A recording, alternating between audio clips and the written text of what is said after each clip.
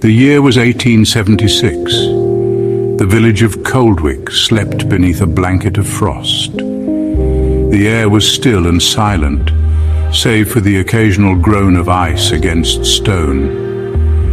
In the heart of the village lay the churchyard, its ancient headstones casting long skeletal shadows across the frozen ground. The wind whispered through the bare branches of the yew trees, their dark silhouettes swaying like mourners in the moonlight. The path through the churchyard was a shortcut, one that most villagers avoided after dark. This night, however, necessity outweighed fear for a young seamstress named Edith Carrow.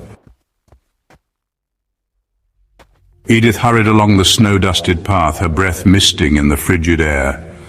Her worn shawl, wrapped tightly around her shoulders, did little to ward off the penetrating cold. In her hands she clutched a basket containing a length of fine silk, a rush order for Mrs. Haverford's upcoming New Year's Eve ball. The Haverford estate lay on the far side of the churchyard, a considerable distance from Edith's modest cottage. The shortcut through the churchyard, usually avoided after sunset, beckoned with the promise of warmth and rest. The air grew colder as she entered the churchyard gates, her breath catching in her throat. The silence of the churchyard was absolute, broken only by the crunch of Edith's boots on the frozen ground. The hair on the back of her neck prickled with a sudden, inexplicable chill.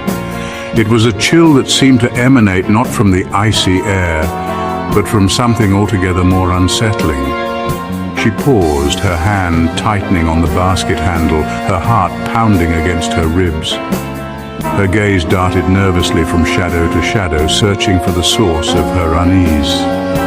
A low, mournful sigh seemed to rise from the very earth beneath her feet. She quickened her pace, her breath catching in her throat.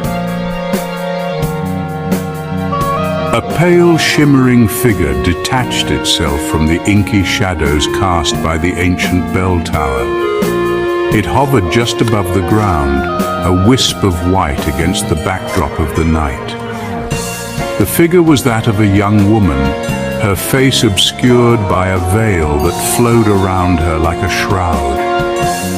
The ghostly figure glided towards Edith, her movements soundless, effortless. Terror rooted Edith to the spot, her mind struggling to make sense of the impossible. The apparition stopped before Edith, its ethereal form shimmering in the moonlight. A voice, cold and hollow as the grave, echoed through the stillness. "Why did you leave me?" it whispered, the sound sending chills down Edith's spine. Edith, paralyzed by fear, could only manage a strangled gasp. The ghostly figure drifted closer, its veiled face inches from her own. The scent of damp earth and funeral lilies wafted from the apparition, suffocating in its intensity. "He promised me eternity," the spectre moaned, its voice filled with sorrow and accusation. "We were to be wed beneath the shadow of the bell tower. He swore his love was true." The ghostly figure trembled, its form flickering like a candle flame in the wind. "But he abandoned me," it hissed, the sound sharp as shattered glass. "Left me to die alone. They found me swaying from the bell rope, a bride in white, forever bound to this cursed place." Edith, her voice trapped in her throat, could only watch in terror as the spectre relived its final desperate moments. Edith's mind reeled, her senses overwhelmed by the ghostly apparition before her.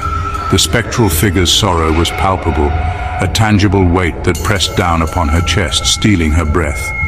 The icy hand of fear tightened around her heart, squeezing until she thought it might shatter. She wanted to scream, to run, but her legs refused to obey.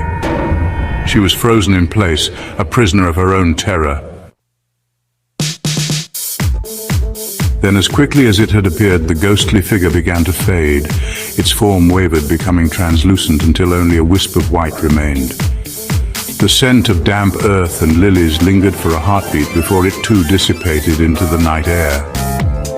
Edith, trembling uncontrollably, waited for what seemed like an eternity after the apparition had vanished. Finally, when she could bear the silence no longer, she turned and fled.